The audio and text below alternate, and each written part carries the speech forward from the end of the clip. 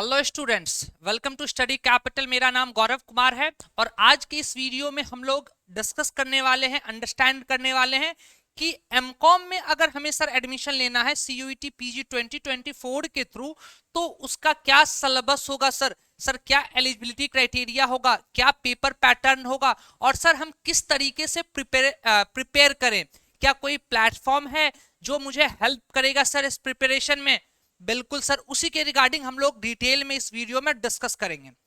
तो जैसा कि आप लोगों को स्क्रीन पे दिख रहा है, स्टडी कैपिटल एक प्लेटफॉर्म है जहां पे आप एडमिशन लेके, आप इनरोल होके, आप एमकॉम के सीयूईटी पीजी के प्रिपरेशन के लिए आपको हेल्प प्रोवाइड करेगी। तो सर ये कैसे हेल्प प्रोवाइड करेगी सर जरा ये भी डिटेल में बताइए। तो सर ये आपको पार्ट ए पार्ट बी, आपके सिलेबस के दो पार्ट होंगे, पार्ट ए पार्ट बी, दोनों पार्ट के रिगार्डिंग आपको हेल्प आउट करेंगी।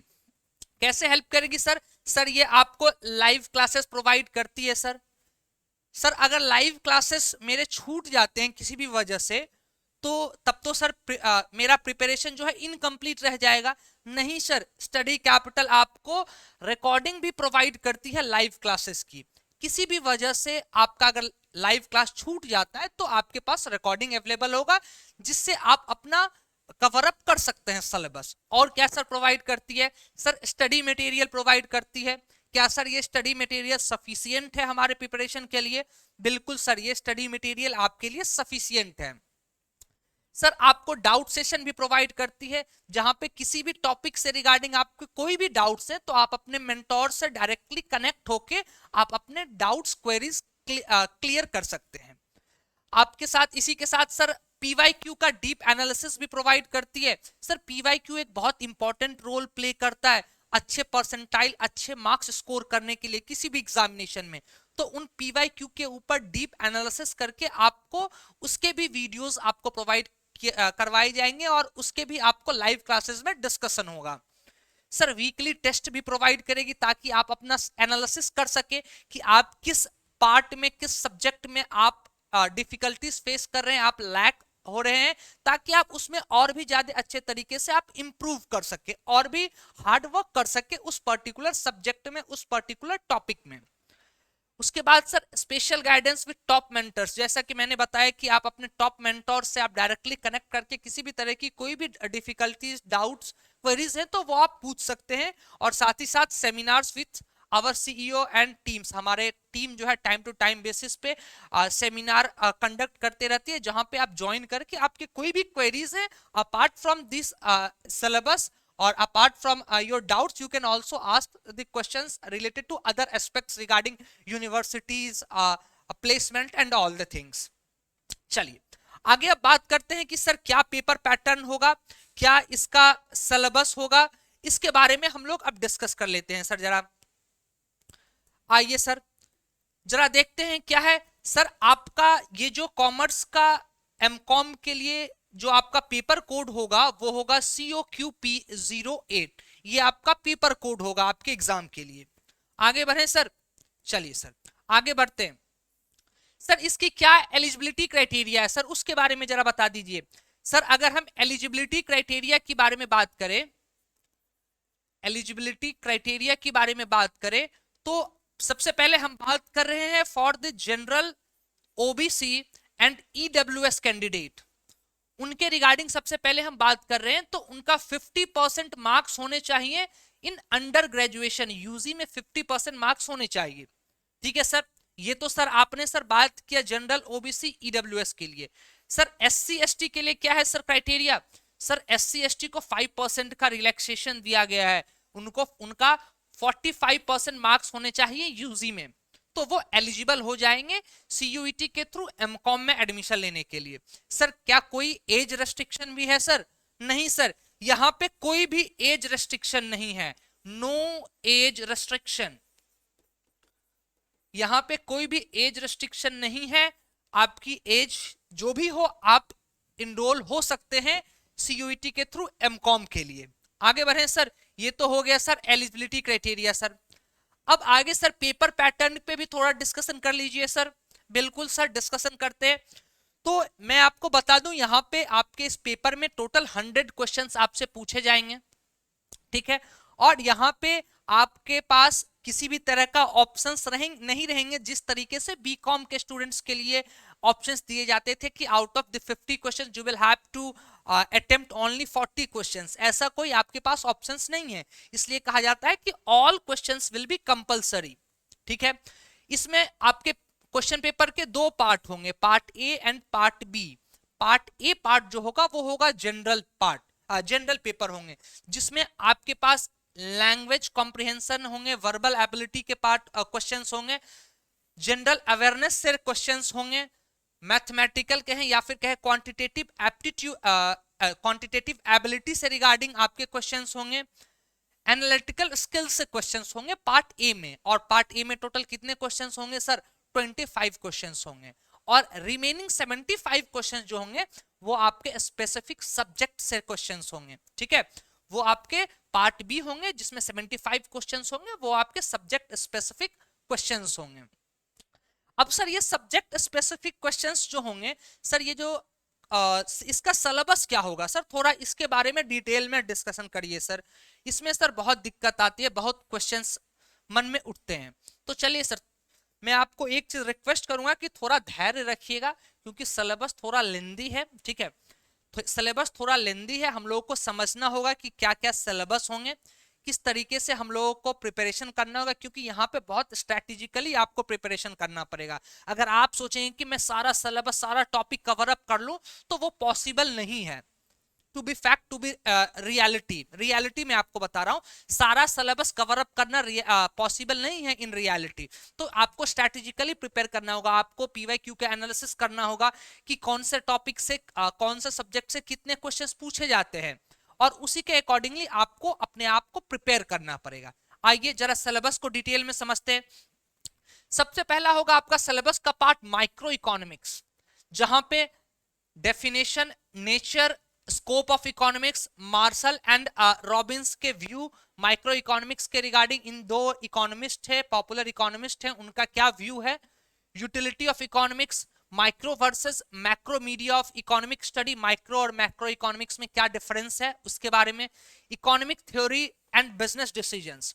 उसके बाद आपका यूटिलिटी एनालिसिस होगा, consumer behaviour, consumer equilibrium, traditional approach, indifference curve analysis, price income and substitution effect, सब applications to indifference curve technique, elasticity of demand.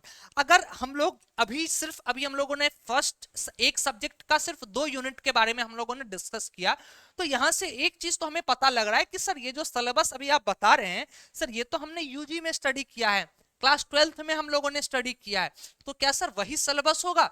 बिल्कुल सर, जो भी आप लोगों ने यूजी के 6 सेमेस्टर में आप लोगों ने स्टडी किया है वही आपके सिलेबस होंगे यहाँ पे पीजी के लिए, ठीक है सर। आगे और बताइए सर, प्रोडक्शन, जिसमें आपको production curve, scale of production, input output relationship, cost curve, law variable proportion, producers equilibrium, pricing, different forms of market, perfect competition, monopoly, monopolistic, oligopoly forms of market, इन सब के बारे में आपको स्टडी करना होगा। Pricing of factors of production, ठीक है, डिफरेंट फैक्टर्स ऑफ प्रोडक्शन से उनकी प्राइसिंग कैसे सेट की जाती है, चाहे हम लेबर की बात करें, ठीक है, चाहे हम रेंट पे करने की बात करें, लेबर को वेजेस पे किया जाता है तो वेजेस की बात करें, या फिर हम इंटरेस्ट एंड प्रॉफिट की बात करें, तो इसके बारे में हम लोगों को माइक्रो इकोनॉमिक्स में इतनी सारी चीजें स्टडी करनी पड़ेगी। तो माइक्रो इकोनॉमिक्स में टोटल आपको 4 डिफरेंट यूनिट्स होंगे। आगे बढ़े सर, चलिए सर आगे बढ़ते हैं। उसके बाद है currency and banking, basically banking subject से रिगार्डिंग आपके क्या क्या होंगे syllabus.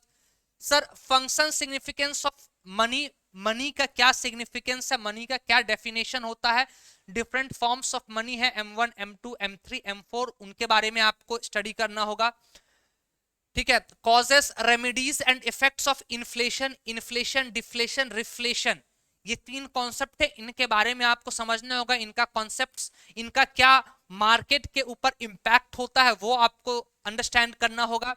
Principal methods of note issue, RBI जो नोट इशू करती है तो वो क्या मेथड है, किस मेथड के थ्रू, किस प्रोसेस के थ्रू नोट इशू करती है आरबीआई, उसके बारे में आपको स्टडी करना होगा। डिफरेंट मॉनेटरी स्टैंडर्ड्स जैसे कि gold standard, bimetallic currency standards, इनके बारे में आपको स्टडी करना पड़ेगा कि इन हिस्ट्री के टाइम पे किस तरीके से मॉनेटरी का इवैल्यूएशन हुआ। पहले गोल्ड सिल्वर जो प्रीशियस स्टोन्स होते थे उस फॉर्म में करेंसी मनी हुआ करते थे, उसके बाद इवैल्यूएट होके करेंसी के फॉर्म में आज के डेट में करंट डेट में मॉनेटरी स्टैंडर्ड्स आ गए हैं। इसके बाद आपको स्टडी करना होगा कि क्रेडिट का क्या मतलब होता है, कौन कौन से फैक्टर्स हैं जो कि अफेक्ट करते हैं क्रेडिट इन द कंट्री। उसके बाद क्रेडिट क्रिएशन ऑफ बैंक के द्वारा क्रेडिट क्रिएशन किस तरीके से किया जाता है और क्या क्या आरबीआई के द्वारा स्टेप्स लिए जाते हैं ताकि क्रेडिट को कंट्रोल किया जा सके, जिसमें क्वांटिटेटिव और क्वालिटेटिव मेथड्स का यूज किया जाता है, मेजर्स का यूज किया जाता है। उसके बाद कॉमर्शियल बैंक्स के functions, types, units and branch banking system, concept of mix banking, central banks के बारे में, जो आरबीआई इंडिया का सेंट्रल बैंक है उसके बारे में आपको, उसके कुछ हिस्ट्री आपको जानने होंगे, वो कौन कौन से फंक्शंस परफॉर्म करती है उसके बारे में आपको समझना होगा। State Bank of India, regional rural bank, programme of nationalised banking in India, इन सब चीजों के बारे में आपको अंडरस्टैंड करना पड़ेगा बैंकिंग सब्जेक्ट में। फॉरेन एक्सचेंज के बारे में भी आपको समझना होगा, ठीक है, कि फॉरेन एक्सचेंज किस तरीके से रेगुलेट करती है, किस तरीके से आप फॉरेन करेंसीज को आप अपने डोमेस्टिक करेंसीज में कन्वर्ट कर सकते हैं और वाइस वर्सा डोमेस्टिक करेंसी को फॉरेन करेंसी में कन्वर्ट कर सकते हैं। तो ये था आपका करेंसी एंड बैंकिंग के सिलेबस। आगे बढ़ते हैं sir, essentials of management. Sir management के भी कुछ सिलेबस हैं sir, functions, scope, natures of management, evolution of management, various approaches to management, introduction to corporate social responsibility, CSR के भी बारे में आपको पता होना चाहिए। इसके बाद डिफरेंट फंक्शंस ऑफ मैनेजमेंट थे, प्लानिंग, ऑर्गेनाइजिंग, स्टाफिंग, उनके बारे में भी आपको पता होना चाहिए सर। प्लानिंग के बारे में आपको पता होना चाहिए कि प्लानिंग के क्या ऑब्जेक्टिव है, नेचर है, प्रोसेस है, स्वॉट analysis, formulation of plans, decision making process. फिर उसी तरह ऑर्गेनाइजिंग के objective, nature, process of organising, formal and informal organisation, authority and responsibility, delegation and empowerment. Basically ये पार्ट जो आपको दिख रहा है ये आपको बिजनेस स्टडीज क्लास 12th का बिजनेस स्टडीज का सिलेबस आपको दिख रहा होगा, ठीक है। Concept of departmentation, organisation chart, line, staff function relationship, centralisation and decentralisation, इन सब चीजों के टॉपिक के ऊपर आपको अंडरस्टैंडिंग बनानी पड़ेगी, कॉन्सेप्चुअली आपकी अंडरस्टैंडिंग होनी चाहिए। उसके बाद सर स्टाफिंग में concept, man power planning, recruitment, selection, training, development, performance appraisal. उसके बाद फिर डायरेक्टिंग में होगा सर आपका concept and techniques of motivation, leadership, process and barriers of communication, Maslow's need hierarchy भी आपको अंडरस्टैंड करना पड़ेगा सर। उसके बाद सर आप आ जाएं सर कंट्रोलिंग के पार्ट में, तो यहाँ पे कंट्रोलिंग में आपको कॉन्सेप्ट, नीड एंड टेक्निक्स कि किस तरीके से आप कंट्रोल कर सकते हैं, ठीक है, क्या क्या प्रोसेस है, क्या टेक्निक्स है कंट्रोलिंग के, MBO management by objective, MBE management by exception, ठीक है, essentials of effective control, managerial effectiveness, इन सब चीजों के बारे में आपको किस में स्टडी करना है सर, सर मैनेजमेंट में स्टडी करना है। उसके बाद क्या है सर, उसके बाद है ऑफिस मैनेजमेंट। अभी जो सर हम लोग देख रहे थे क्या चीज देख रहे थे सर, मैनेजमेंट को यहाँ दो पार्ट में डिवाइड किया गया, essentials of management and office management. तो ऑफिस मैनेजमेंट में आपका क्या होगा सर सिलेबस, सर यहाँ पे होगा meaning, importance, activities, emerging trade and concept of paperless office, ठीक है, इसके बारे में आपको समझना होगा। ऑफिस मैनेजमेंट के क्या फंक्शंस हैं, ठीक है, क्या डेफिनेशन है, क्या कैरेक्टरिस्टिक्स है, कितने टाइप्स ऑफ ऑर्गेनाइजेशंस होते हैं ऑफिस सिस्टम के, उसके बाद इनके क्या प्रोसेस हैं, charts and manuals, office location, layout and environment, flow of work, इन सब चीजों के बारे में आपको स्टडी करना पड़ेगा ऑफिस मैनेजमेंट टॉपिक यूनिट में। कंप्यूटर फंडामेंटल्स, कुछ कंप्यूटर्स के रिगार्डिंग भी आपको पता होना चाहिए, नॉलेज होना चाहिए, operating system, types of computer, internet, features and methods of access, ठीक है, application and benefits of computerisation and internet in office, ठीक है, इन सब चीजों के बारे में आपको पता होना चाहिए। ऑफिस रिकॉर्ड मैनेजमेंट के इंपॉर्टेंस पता होने चाहिए, filing essentials, modern methods of filing, तो आपको क्या होना चाहिए, आपको कंप्यूटर का भी नॉलेज होना चाहिए, ई कॉमर्स के बारे में आपको पता होना चाहिए सर, उसके क्या कॉन्सेप्ट है, क्या क्या टाइप्स है, बिजनेस मॉडल क्या है, ई पेमेंट का क्या क्या डिफरेंट सिस्टम्स है, उसके बारे में आपको पता होना चाहिए। आगे बढ़ते हैं, थोड़ा सा मैंने पहले ही बताया कि सिलेबस थोड़ा सा वास्ट है, इसलिए आपको स्ट्रैटेजिकली आपको प्रिपेयर करना होगा, बट फिर भी मैं कोशिश करता हूं कि आपको सिलेबस आपके साथ डिस्कस करूं, ओवरऑल सारे पार्ट कवर अप करूं। अकाउंटिंग की बात करते हैं। अकाउंटिंग में आपको जो भी अकाउंटिंग के प्रिंसिपल्स है, स्टैंडर्ड्स हैं, उसको आपको स्टडी करना होगा। फिर आपको पार्टनरशिप में आपको admission, retirement, death, dissolution of a partnership firm, इसके बारे में आपको स्टडी करना पड़ेगा, जो कि आपका क्लास 12th का पार्ट है। उसके बाद absorption, amalgamation, reconstruction of companies, liquidation of companies, preparation of liquidators, final statement of account, ये आपने यूजी में स्टडी किया होगा, ठीक है। उसके बाद hire purchase, installment account, royalty account, insolvency account, ये भी आपने यूजी में स्टडी किया होगा। ब्रांच अकाउंट, जो कि बहुत ज्यादा डिफिकल्ट बच्चों को लगता है, ब्रांच अकाउंट, जिसमें voyage account, account of empties and packages, insurance claim for loss of stock and loss of profit, ये भी आप लोगों ने यूजी में स्टडी किया है। तो कुछ यहाँ पे यूजी के सिलेबस है और कुछ क्लास 12th के भी आपके सिलेबस है। चलिए, उसके बाद बिजनेस ऑर्गेनाइजेशन यूनिट में सर क्या स्टडी करना है सर, इसमें sir definition, nature, scope of business, business and society, social responsibility of business, factor determining the size of business unit, forms of business organisation, इन सब चीजों के बारे में आपको बिजनेस ऑर्गेनाइजेशन यूनिट में स्टडी करना है। मोनोपोलिस्टिक कॉम्बिनेशन क्या होते हैं, प्रोडक्शन मैनेजमेंट क्या होते हैं, rationalisation and methods of remunerating labour क्या है, ऑर्गेनाइजेशन के क्या क्या प्रोसेस हैं, ये हो गए आपके किसके, बिजनेस ऑर्गेनाइजेशंस के यूनिट्स। उसके बाद आ जाए स्टैटिस्टिकल मेथड, स्टैटिस्टिक्स में आपको मीन, मीडियन, मोड, ठीक है। फिर आपको general rule of for the construction of table, statistical series, इन सब चीजों के बारे में आपको स्टडी करना पड़ेगा। यहाँ पे आप लोग अगर देखें तो स्टैटिस्टिक्स का ओवरऑल, स्टैटिस्टिक्स में सारे चीजें आपको कवर अप किया जा रहा है। यहाँ पे linear regression, regression line, regression equation, ठीक है, different experiments, ranking methods, scatter diagram, Karl Pearson coefficiency of correlation, यानी कि कोरिलेशन एनालिसिस ओवरऑल पूरा कवर अप किया गया है।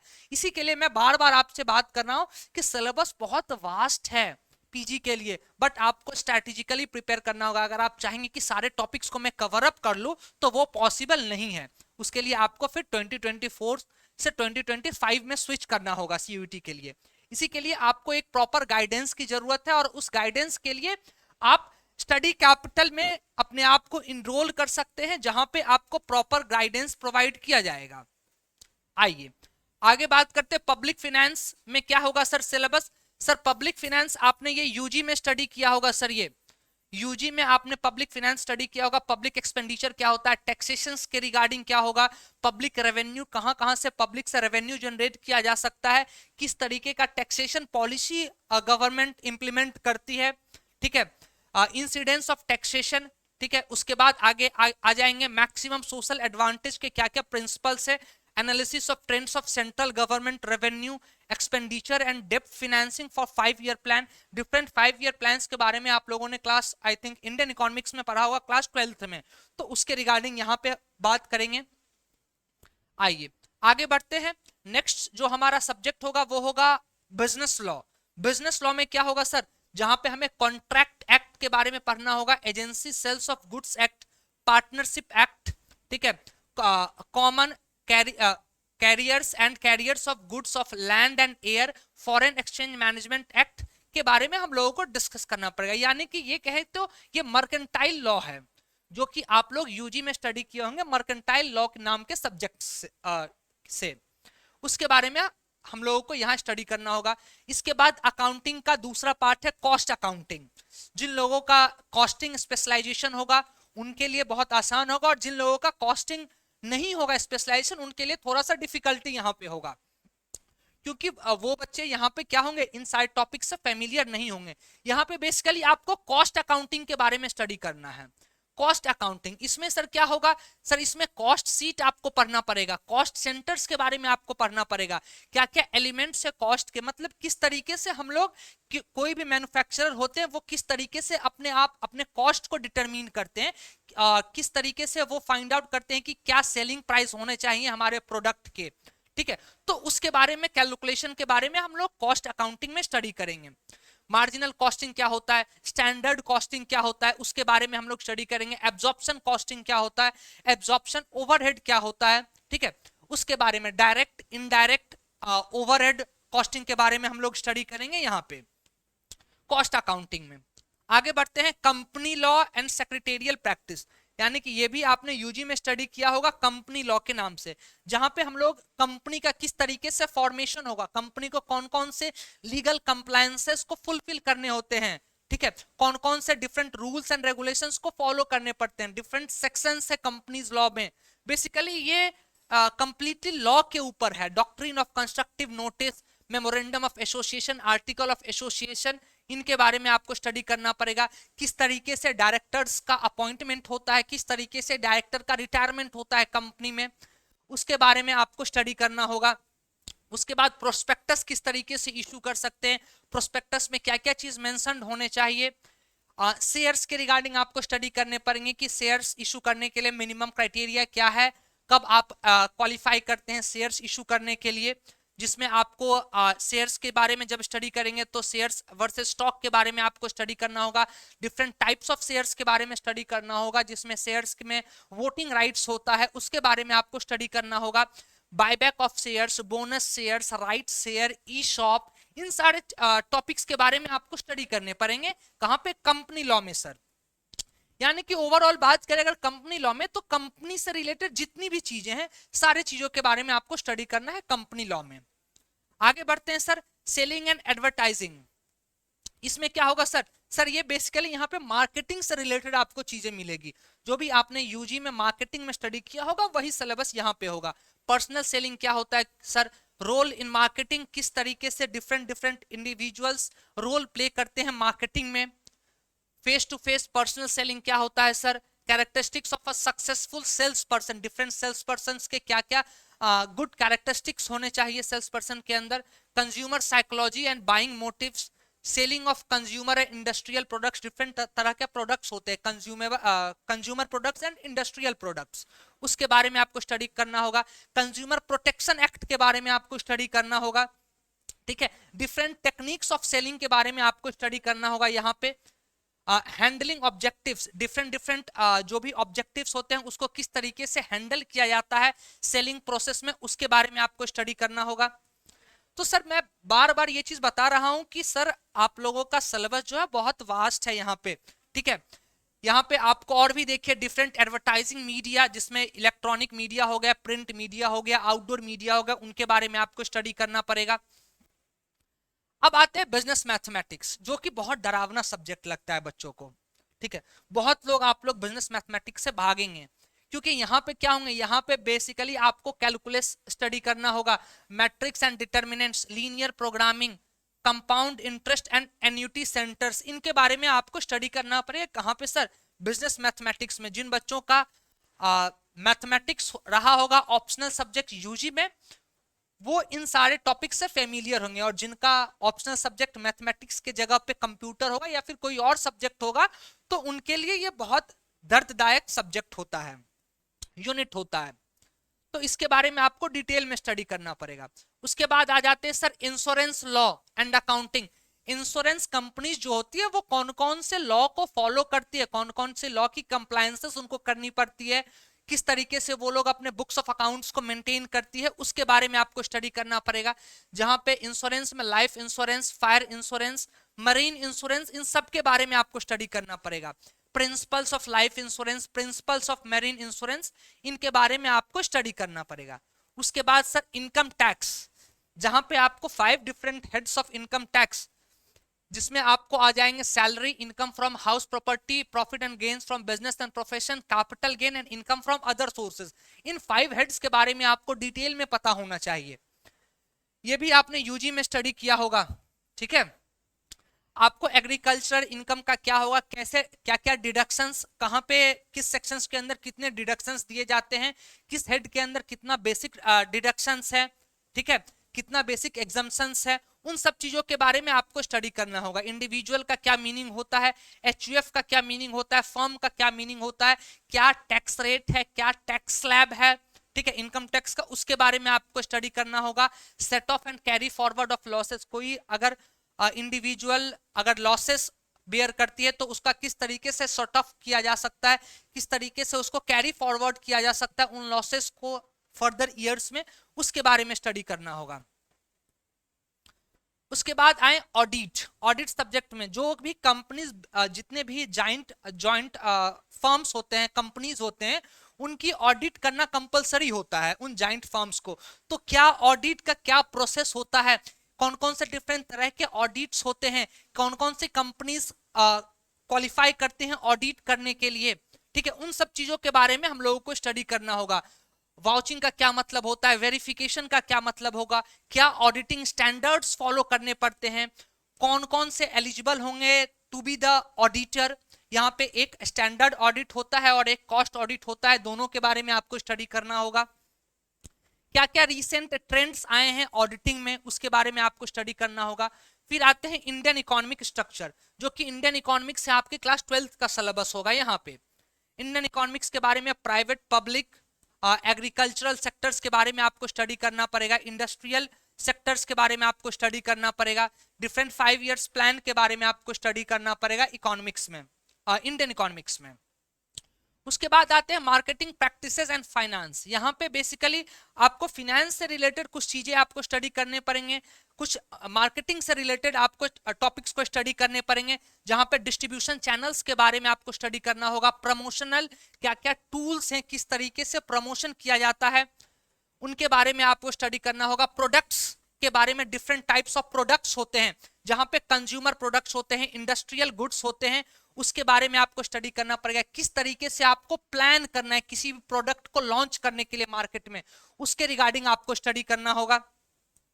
आगे बढ़ते हैं नेक्स्ट सब्जेक्ट में, मैक्रो इकोनॉमिक्स। यहाँ पे आप लोग एनालिसिस कर रहे होंगे, ये आप लोग रियलाइज कर रहे होंगे सर सिलेबस तो बहुत ज्यादा है, सर ये 20-25 मिनट से ज्यादा का वीडियो में आप सिर्फ सिलेबस बता रहे हैं। बिल्कुल सर, वही चीज, इसी चीज के लिए मैं आया हूं आप लोगों के सामने कि आपको बताऊं कि सिलेबस इतना वास्ट है कि आप कहूं, अगर मैं ये बात कहूं कि आप इंडिपेंडेंटली खुद से अगर प्रिपरेशन करना चाहें तो बहुत डिफिकल्ट होता है, ठीक है, इसलिए आपको किसी न किसी इंस्टीट्यूट का आपको गाइडेंस चाहिए। इसके बाद मैक्रो इकोनॉमिक्स में क्या होगा सर, मैक्रो इकोनॉमिक्स का मीनिंग क्या होता है, क्या स्कोप है, सर्कुलर फ्लो ऑफ इनकम क्या होगा sir, measurement of economic activity, national income, method of measurement of national income and welfare, जो कि आपने क्लास 12th में स्टडी किया होगा। उसके बाद आ जाए केंसियन कंजम्पशन फंक्शंस के बारे में आपको स्टडी करना होगा, आपको मनी मल्टीप्लायर के बारे में स्टडी करना पड़ेगा, hypothesis multiplier, process of income propagation, investment functions के बारे में जिसमें ऑटोनमस एंड इंड्यूस्ड इन्वेस्टमेंट के बारे में आपको स्टडी करना पड़ेगा, टैक्स मल्टीप्लायर डिटर्मिनेंट्स के बारे में आपको स्टडी करना होगा। इसके साथ साथ आगे बढ़ें तो sir marginal efficiency of capital के बारे में, एमईसी के बारे में आपको स्टडी करना होगा। आईएस और एलएम कर्व में जो शिफ्ट आते हैं, इंडिफरेंस कर्व में जो शिफ्ट आते हैं उसके बारे में स्टडी करना होगा। Interaction between IS and LM curve के बारे में आपको स्टडी करना होगा सर। अब थ्योरी ऑफ इन्फ्लेशन के बारे में भी आपको स्टडी करना होगा सर। तो बहुत ही वास्ट सिलेबस है। इसके बाद आए ट्रेड ऑफ इंडिया।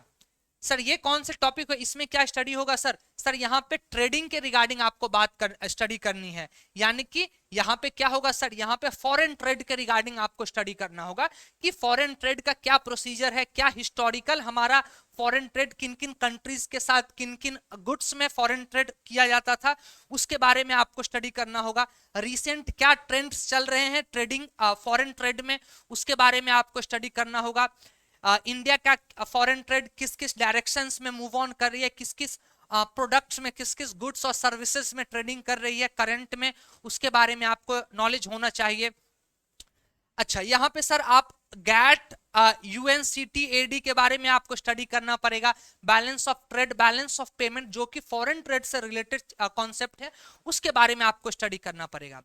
अच्छा, अब आते हैं sir applied and business statistics. कुछ बिजनेस स्टैटिस्टिक्स हैं, उसके बारे में आपको स्टडी करना पड़ेगा, जहां पे population statistics, analysis of time series, national income statistics, इनके बारे में आपको स्टडी करना पड़ेगा।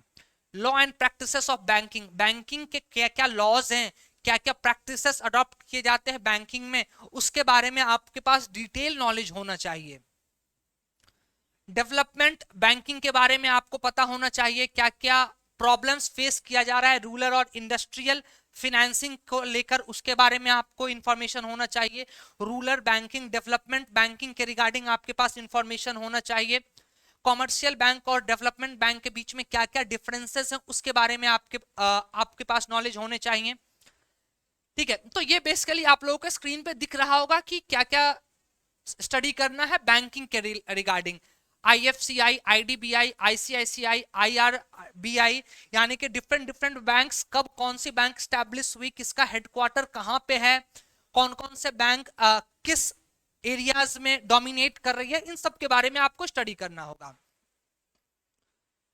अब आते हैं क्वांटिटेटिव इकोनॉमिक्स। यहाँ पे linear programming, game theory, decision tree, input output analysis, इन सब चीजों के बारे में आपको स्टडी करना होगा।